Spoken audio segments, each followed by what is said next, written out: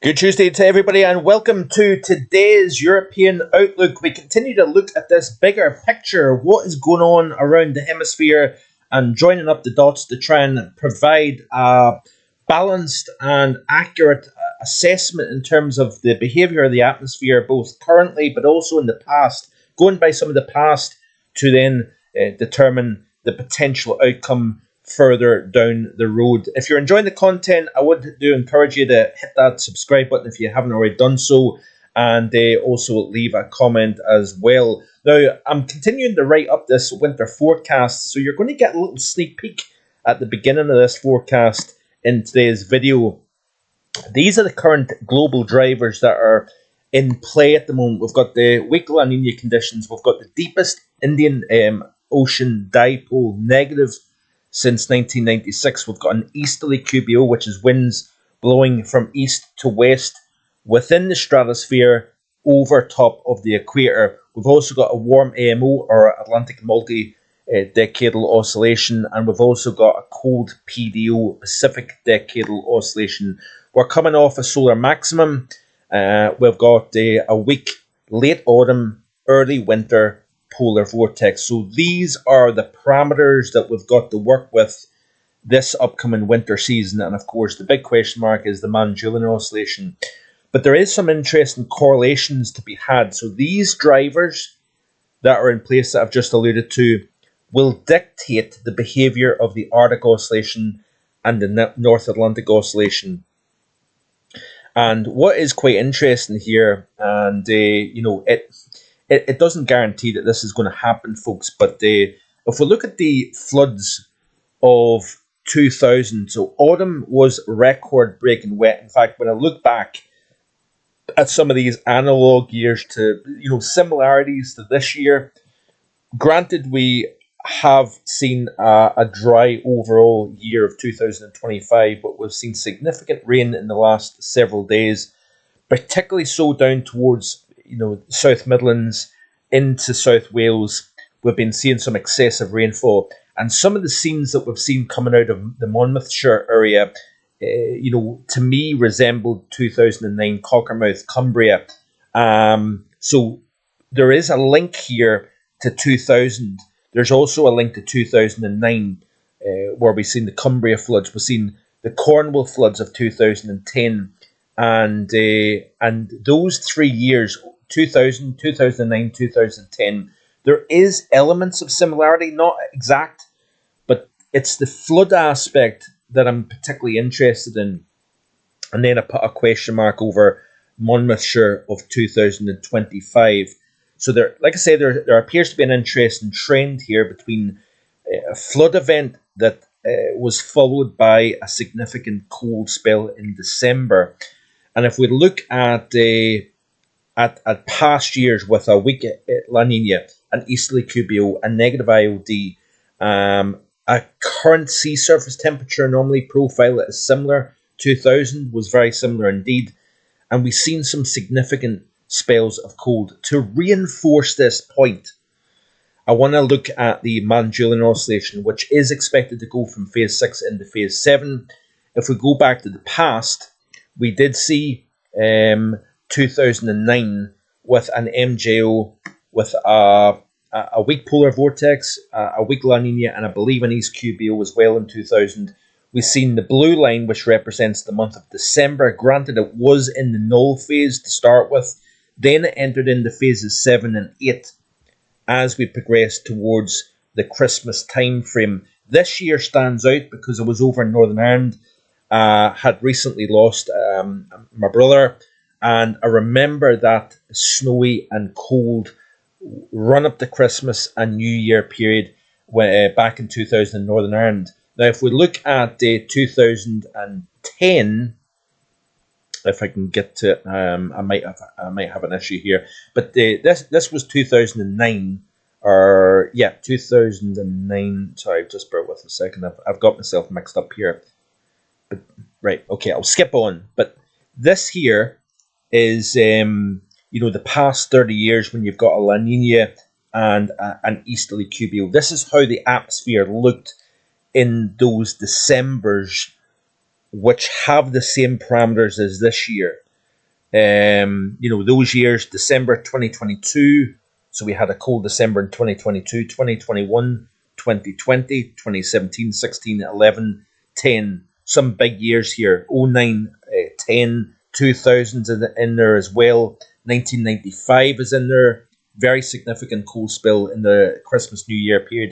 1996 was cold as well. So this is how those years combined looked for the month of December. And if you look at the prospects we'll look at the polar vortex in just a second. This is off the GFS extended. This is out to Wednesday the 17th of December from now, Monday the 17th, so yesterday. And you've got this high latitude blocking, North Atlantic, Greenland, Arctic blocking here. We've got a trough. Granted, it's only in the northeast United States here, but we've got the trough over Europe as well. If we look at another model here, this is the surface pressure chart expected out to Wednesday the 17th of December of the ECMWF. We've got this strong surface ridge over Greenland, over the North Atlantic. We've got the trough over North America and over Europe here. Looking at the temperature anomalies, this is out to the 19th of December of the CFS-V2 daily. You can see here, cold on average across Europe. We've got a very cold looking United States east of the Rockies, if you notice here, put on the upper heights for the same time frame for the next 30-day period, and this is how it is looking. So there is a model agreement to what has happened in the past. So certainly very interesting things. Speaking of interesting things, this is the latest mean zonal wind projection of the ECMWF, and the mean of all 51 members takes it down into a wind reversal. So it's constituting the earliest sudden stratospheric warming since 1968, and 1968 followed on with a cold December as well. Now, looking at the stratosphere, this is the 10 millibar temperature and anomalies. We've got not one, but two, possibly three bursts of major warming that is going to knock the PV off its perch. And if you notice here, if we play through this loop, there's the first burst of warming over top of the pole here. That looks like a bit of a split going on. So this is the GFS extended. That's wave one of major warming. This is around about the 24th, 25th of November. And then we'll see another burst of warming here showing up. That's wave two. So pretty dramatic situation evolving. That's early December. And then we've got another burst of warming that shows up here towards the middle to just after the middle point of December here. And essentially, when you've got this MJO that is rotating into the phases of 7 and 8, they are cold phases in itself. And combined with what's going on up in the stratosphere, the likely reflection down into the troposphere as well, might have a split in the polar vortex. There's a bit of confliction in the modelling in terms of is it a stretching of the polar vortex, or is it a split of the polar vortex? Splits tend to be, in my opinion anyway, more favourable for prolonged periods of cold. When you have that pool, that reservoir of cold split apart, one piece essentially goes into North America, the other piece into Europe or Eurasia, and that cold then lingers in place. And you notice here that there is no evidence of a fast rotation out of the phases of 7 and 8. It may get stuck there, and if it does so in combination with what's going on in the stratosphere, we could be in for a fairly prolonged period of cold conditions. So certainly interesting things, certainly to continue to monitor. It's not hype, folks. It is giving you the evidence to back up the ideas here. So I'm pretty firm on the ideas of a significant cold spell in the month of December in particular, and possibly the opportunity of an interesting run up to Christmas and New Year as well. This is the latest of what's this, net weather. I couldn't remember there for a second, but it's putting on the overlay in terms of rain versus snow. You can see here plenty of snow showers. We've already got the plenty of snow on the ground over the A9 in the highest part, so I'm going to be facing wintry conditions tonight. Down at low levels, at the best, you're probably talking a wintry mix. But this system is dropping south, and what is expected to take place here is that we are going to see colder air coming down on the backside of this feature. And the best way to look at this here, let's look at the weather online, look at the models here. I also wanted to go back to the polar vortex situation in just a second, if I can remember. I find myself kind of bouncing between one thing and another, and then I end up forgetting what I was talking about initially. Let's look at the 850s then, and I'll show you this, because what we're seeing is we had cold air come down over the course of the weekend. Then we've got this system riding that north to northwesterly airflow, pulling in something slightly milder with that system. And then as that system pulls off the southeast coast of England, for example, we're going to actually pull in even colder air, temperatures at 850 millibars or 5,000 feet, down to minus 10 Celsius. So there's that slight milder air getting mixed in with that area of low pressure. And then as it pulls away, we're talking about some fairly cold air at 850, minus 10 quite widely across the north of the British Isles here. And then that cold air sinks further and further south. So wintry precipitation is going to come down to lower levels overnight tonight and through the course of tomorrow. We're going to probably see close to the apex of this cold spell in terms of daytime maximums and overnight minimums. We're going to see higher pressure building in, and therefore we have a chance at seeing temperatures getting into double digits below freezing. So let's put on the max temperatures here for during the course of tomorrow. Now, the Met model does tend to be overdone, especially in terms of cold daytime temperatures. You can see here as we move into the morning tomorrow. So this is 5Z tomorrow, Wednesday. You can see here, widespread below freezing temperatures north of, say, the Midlands.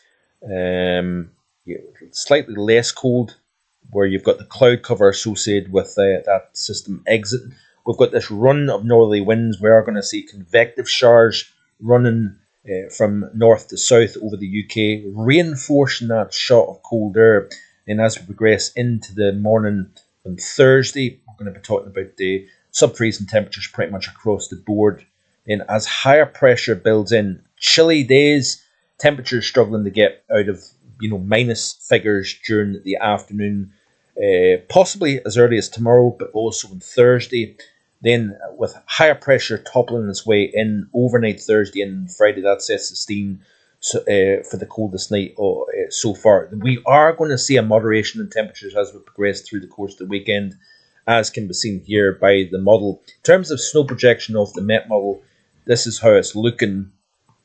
And you can see here the snow depth. Let's go back and play through the next few days and see how this is all panning out. So you can see here, not so much snow away from high elevations, the highest elevations in northern England, southern Scotland, particularly central and northwest Highland. But as these showers get going on northerly wind, once the system pulls away, we'll have a greater chance of seeing snow down to lower levels on that northerly airflow here. But you notice here that the Met model here, we've got some fairly substantial snow here over Richard Trott territory in North Yorkshire, for example, as that colder air digs in, and you've got that showers coming in straight off the North Sea. So, but not a huge amount at low levels, if you notice here. But still, we're going to see a fair build-up of snow over higher ground, particularly over Scotland, perhaps North York Moors, North Pennines, possibly the Cumbrian Fells, but you're further west, actually, you're less likely to get showers from that northerly wind with a northerly flow further west and also further south as well. I want to go back to the winds within the stratosphere here because it's really interesting. In fact, some of this colder air is actually originating in Siberia. It's actually mentioned in the Met model here, and I'd forgotten. I mentioned last week about watching carefully the alignment of the winds in the mid to low levels of the atmosphere. There's actually a bit of a connection from Siberia across the eastern side of the Arctic Ocean and straight over and into the UK. But if we notice here what's going on within the stratosphere, these are winds obviously at 10 millibars in the upper levels of the stratosphere. But notice the winds coming over directly over the top of the pole and then over Greenland here. So we've got very strong winds here coming across the Atlantic, across Eurasia, hooking over and then linking up. We've got an area of high pressure actually within the stratosphere over the North Pacific and northwestern North America. That's forcing these winds to come across the top. Now, you don't typically see that when you've got this donut-shaped vortex, cold air and a cold core. There is a very disrupted look here when you look at these mean zonal winds over the Arctic region here. So certainly a lot of things to be considered, but this could be supportive of a split in the polar vortex. One branch going into North America, the other branch going into Europe here. Continue to play through, and you can see this continuous burst of strong winds here. Look at this here. Very powerful winds coming over the top of the pole here, creating a tremendous pressure on the vortex itself. And you can see here almost a kind of split look with the one high over northern Eurasia, another over northern North America here with that split look going on. If we look at another view of this here, you can see what it looks like, and then put on the 10 millibar anomaly chart here, and that is certainly looking very, very like a major SSW, and we've not seen that in the month of November since 1968. So certainly a lot of things to consider. The flooding that we've just seen, is that a harbinger of something major coming up in terms of cold? We shall wait and see. Hope you enjoy the rest of your Tuesday. I hope you're enjoying what you're seeing here. I'm just trying to think if there's anything else. More on the link between flooding, all the teleconnections, and the model output with regards to the month of December coming up as well. So stay tuned for that. Take care, and I'll see you next time with more. Bye for now.